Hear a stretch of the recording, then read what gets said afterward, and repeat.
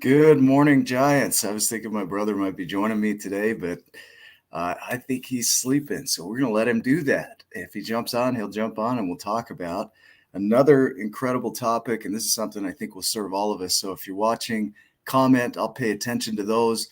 But if you've wondered how to handle intense emotions, this is the video for you. Hang tight.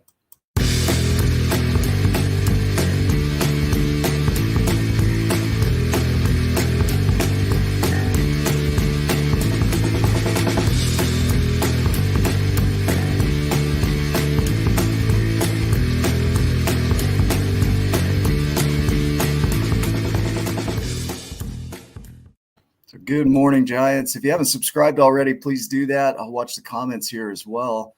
But this is a topic that hits home for me and a lot of people that I know is intense emotions. What do you do with them? How do you handle them? Um, I've gone through phases of my life where I've had things trigger me in such a way that my emotions are almost too heavy to bear, like too much.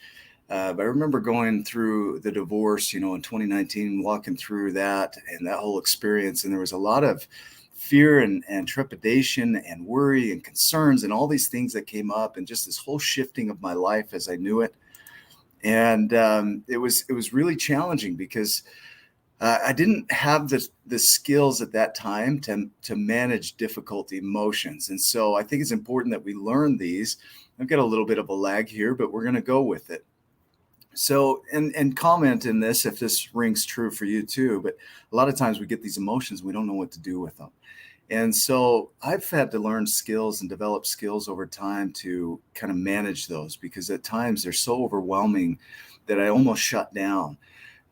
There's a book called Calming the Emotional Storm that I would recommend that you grab and read. And the reason for it is that she works with people with borderline personality disorder, but it's not just about borderline personality disorder. It's for any of us who struggle with intense emotions. And what it does is it teaches you skills to manage those emotions long enough that you can create calmness again in your life. And then it's from that calmness that you move forward.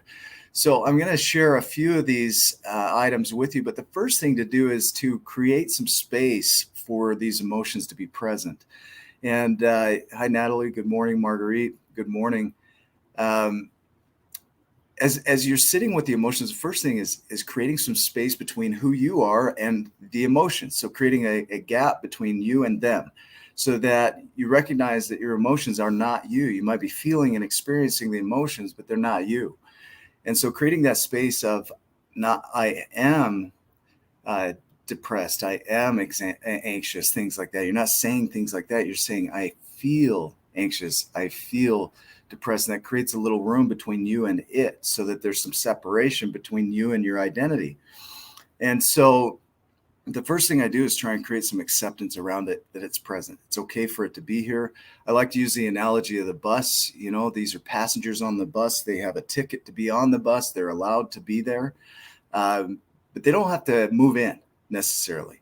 But the more I fight them, if I'm driving the bus and I fight these emotions and I don't want them there, the less I drive the bus, the more I engage with the emotions. So they usually win. And so if I can recognize that they're allowed to be on the bus and be present, then I can give room for them to be there. Now, if you have an intense emotion, another thing to think of is, hey, identify it. There is anxiety. There is anger. And to give it a name it, because often in naming it, you can recognize what it is. And then that also creates some space between you and the emotion. And so when you name your emotions, you're also creating some distance between you and your identity and it.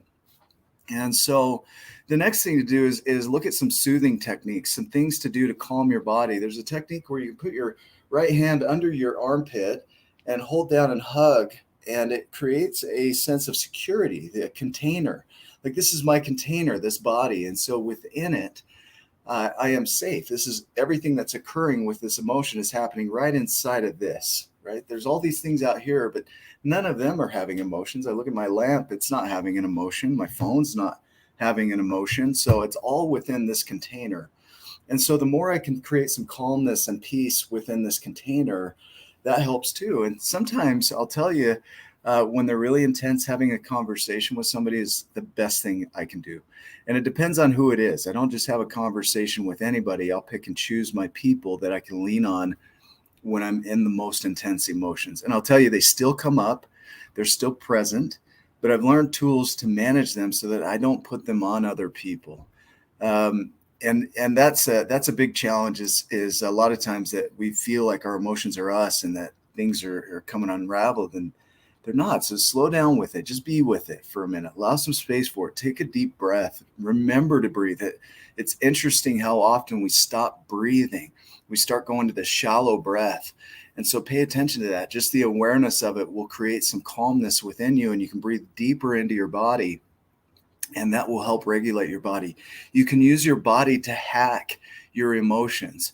And so doing things like dancing, singing out loud, laughing, even if you force a laugh, it will help.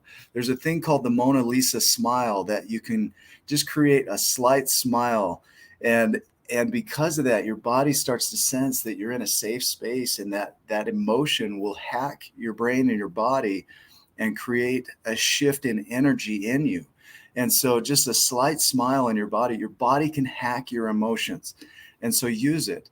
So I'm going to go through a few DBT skills from that book, Calming the Emotional Storm. I'm going to post this in the comments here as well, this link. Let me do that real quick for you.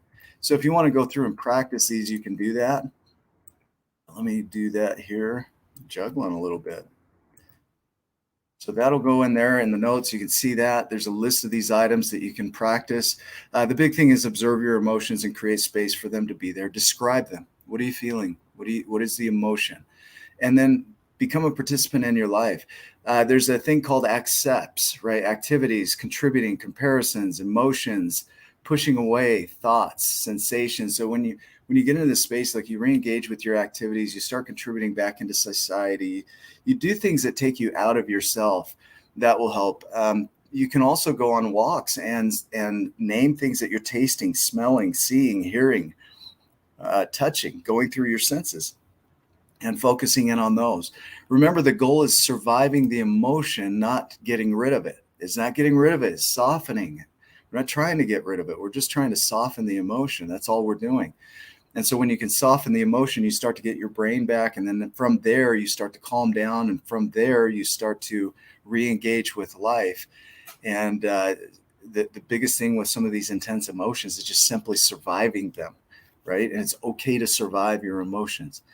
For me, sleep is a big thing. So if I can go to sleep, often that'll be a big reset for me, so that in the morning or after the nap or whatever it is, I'll have a reset.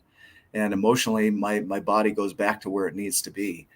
And so if you could share in the comments, after this video, some of the things that work for you. What serves you when your emotions are the most intense? What is the best thing that you can do for you when your emotions are intense? Some say like ice baths. Some take hot baths. Some put their face in cold water. Some go for walks. Some will sing. Some will take a nap. Some use medications that are prescribed. That could help too. So think about some of the things that serve you when your emotions are intense, and share those in the comments. And that would really serve not only me, but the community. And I appreciate you guys. If you have any other suggestions or questions, please reach out. Remember to subscribe on YouTube so you can see more of these live videos. And go serve somebody today. If you're feeling intense emotions, find somebody that you could serve today. That would be the biggest changer for you. If you can go grab somebody and maybe not grab them, but go latch on in a way to somebody and serve them. Do something for them. Johnny, thank you. Singing bowls. I appreciate it. That's my sister, Jean-Vier. Singing bowls. Paula, thank you. Good to see you. Chara, good morning. Man, just a great group of people on here. So thank you guys for being a part of the tribe. I know part of what we're navigating here in our creations as giants is to learn to manage and work with difficult emotions. We're all going to go through it. And this tribe is a space where you can hold space, not only for yourself, but for others. And so Chara, I like this. Natalie, I won't grab people. That's not good, right? Chara, thank you for this. All these things, walking, sleeping, focusing on breath, most of all, reminding myself that these emotions are temporary. Yeah, they are. They will pass if you'll let them. Sometimes we get stuck in that cycle where you keep bringing the emotions back up and they don't pass, they don't go fast. And so I appreciate that. I think that's beautiful. Paula, thank you for this. Going back to John Vier's post here, is singing bowls. Sometimes that sound would be a good thing, but anything that gets you present, right? Because emotions, what they tend to do is they're going to take you into the future or into the past, and it takes you out of reality. And so really just being with them. Baths, being in water, salt water is huge. I don't know if people know this, but it helps create a grounding effect. So it can help clear some of that negative energy. And so being around water helps. I like that. Keep them coming. You guys are doing awesome. Connecting with others is huge too. That's big for me. If I'm really struggling, I like to have a conversation and just connect with people. And so you guys go make it a giant day. Appreciate you. I will see you in the next video. And I'm going to go check in on Mr. Ryan as well and see how he's doing. So we'll see you guys. Take care.